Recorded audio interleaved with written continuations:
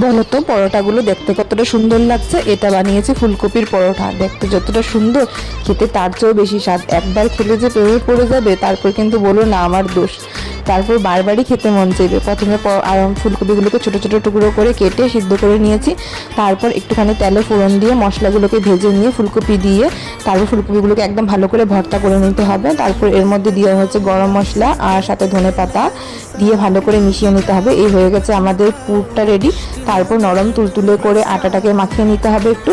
তারপর এর মধ্যে লিচি কেটে বল বানিয়ে নিতে হবে। তার ভিতরে একটা বাটির মতো করে পুরগুলোকে ভরে দিয়ে বেলে নিতে হবে। এরকম করে একটা একটা করে নিলেই হয়ে গেল।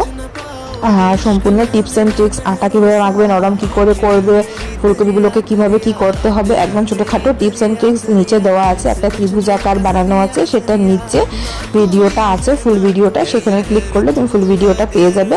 আর সেখানে গিয়ে দেখে নিতে পারো। সম্পূর্ণ আস্তে আস্তে দেখিয়ে দেখিয়ে বলেছি। দেখো তো ভিতরটা কতটা সুন্দর হয়েছে, একদম ফুলকপিতে ভরা ঠাসা।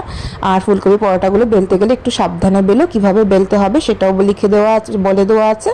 পছন্দ হলে একটা লাইক করে দিও।